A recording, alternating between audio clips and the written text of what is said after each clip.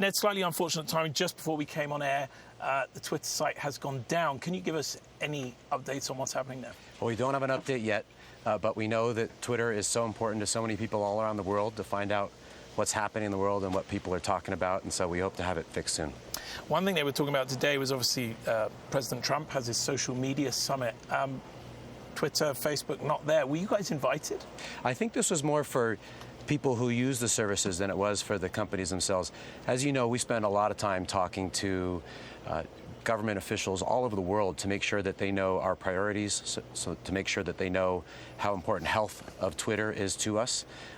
But that didn't include being involved today. And I want to talk about the health of Twitter because user numbers get sort of spliced and diced all different ways by different companies. Yours have been, monthly user numbers have been fairly flat, around 330 million since, roughly where they were in 2017. But you talk about them being more valuable today, the sort of more monetizable users. What does that mean, and how do you present that to advertisers? Well, as you can imagine, with a service like Twitter that's personalized, that's social, that's real-time, if you're only getting people to use a service once a month, you're really not delivering value. So we like to measure value by whether people use a service every day. So that's best measured by by monetizable daily active users, MDAU. Those are people who use twitter.com or use one of our apps, who can see ads, who are logged in and come to the service on any given day. So that's grown between 9 and 14% each of the last 9 quarters through March. It grew 11% in March to 134 million. And how do you create that? Because if I think of myself as a fairly average Twitter user, I go on it a lot, but in short bursts. How do you keep people on the site for longer so that you actually have that sort of more valuable attention? It's interesting. Keeping people on the site for a long time isn't something that we think about. What we think about is helping you find the things that you're looking for quickly. We want you to come for all the things that you might care about, all the topics and events, whether it's around politics or news or entertainment or something happening in your neighborhood or in another part of the world. If we can help you find it quickly, you'll feel fulfilled and you'll come back again the next time there's something you might care about. And you talked about the health of conversations, which I know is obviously a big topic, and I want to come back to that. But one of the issues around this is the platform itself has a sort of, its whole basis is that it's very hand-off. You don't want to control user content. You want people to sort of say what they want to say. At the same time, it is apparent that we're in a moment where the social media industry is being told it needs to be more responsible for its content. It's, there are nefarious things appearing on sites. There needs to be more control around it. How do you balance that need to be hands-off with the need to be more responsible? Well, health is our #1 priority as a company, both from a resourcing perspective and from a mindset perspective. That means staffing teams working hard to make sure the policies are clear, making sure that the product supports the policies, and that there are people behind the product to help in the more difficult situations. We want people to trust the information that they see on Twitter. We want them to feel safe being a part of the conversation. We ultimately believe that that work will be a growth vector for us, because if you come to Twitter and you have a healthy interaction, you're going to be more likely to come back more frequently. But how do you, that sounds great, but how do you do it without editorializing?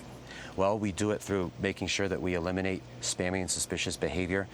If there are accounts that are created inappropriately, that are inappropriately amplifying things that either aren't true or that don't merit the amplification, if we can remove those spammy and suspicious accounts, that's an important part of us making sure that the right information is getting into people's hands.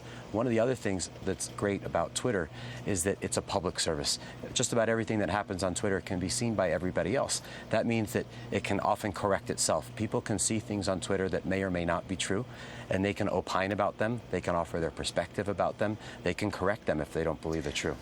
But truth is such a subjective thing. It's some people see one thing as true and other people say, well, no, that's completely false. So I guess it comes back to how do you, at what level do you say we're going to intercede here versus we want to stay out of this because actually that's our whole model? Well, we want to have clear policies that people understand. We want to make sure that people don't do things on Twitter that make people feel unsafe off of Twitter. We want to make sure that if somebody says something that's untrue, that could cause harm to somebody, that's removed. But we also want to allow people to have debate and allow people to observe the debate, whether it's between 2 individuals who care passionately about the NBA draft or 2 people who care about politics in India. And you talk about this corrective element.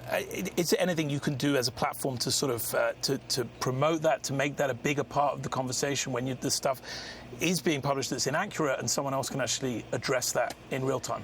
Well, we work hard to make sure that it's easy to find the things that you're looking for and to surface them for you before you even know that you might have been looking for them.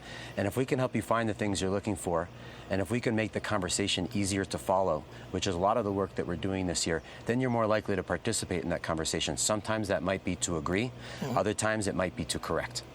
And you put out some new rules recently, some stuff around sort of dehumanizing language that you don't want on the site. It's a very obvious question, but how do you actually legislate for that, especially when you have some very well-known politicians, particularly Donald Trump, who uses dehumanizing language on an almost daily basis on the site? Well, there's a lot in there. We just updated our dehumanization policy earlier this week, and what we did was include religious groups. It's important to us that things that happen on Twitter don't cause harm off of Twitter. And so we've started with religious groups where if somebody says something that could cause harm to a group of people or somebody who's a part of a group of people off of Twitter, that would be a violation of our rules. We hope to learn through rolling this out for religious groups and then be able to apply it to other groups over time as well. But I suppose my question is, if someone is using it in a way that is so obviously offensive and comparing someone to someone else, be that an animal or another person, in a pejorative way, that would seem to fit in that guideline of being dehumanizing. That's right. We have policies about dehumanization that protect individuals, and those have been in place for some time. And this week's update was to include religious groups as well. And over time, the intent is to expand that to include other groups as well. We also announced something else recently, which we should spend a minute on, which is the public official interstitial. That's a lot of big words. An interstitial means to put something in front of a tweet to explain why the tweet's being covered, and then to give people the opportunity to click through to see the tweet if they choose to do so. We've long had a rule that public officials, we may leave their tweets up that may be in violation of our rules because they are a public official, and we believe that Twitter is as a public service. It's part of Twitter's role to allow people to see what that public official may have said. But until recently, we didn't explain that the tweet had violated our rules, that it was being left up because it was sent by a public official, and then giving people the opportunity to see it by clicking through if they choose to do so. So that's fascinating. So essentially a politician could go on there and say something that another user, their tweet would be taken down, but because they're a politician, you say, actually, it's important that that voice is heard, even if it is in violation of our rules. Well, it's important that people have the opportunity to see that that's that public official or that candidate's perspective. It's important that people have the chance to interact with it and to use it as their part of their decision-making criteria when they're making decisions. All right, let's wrap on this. You have a nice cash position at the moment. I'm an M&A nut, obviously. What's the plan for deals, and what areas are you looking to grow in? Well, Twitter's bought over 50 companies for over $1.5 billion over our lifetime. Products, technology, and people. The acquisitions we've done in the most recent past have really been more people and technology focused. We've grown our headcount about 16% last year. We intend to grow it more than that this year. And in doing that, when we can find great teams who can help us accelerate our priorities, that's something that we're really excited about doing. We bought a company about a month ago called Fabula AI, which is a great example of that. And we hope to do more of those when we find the right opportunity and when people are excited about joining our team.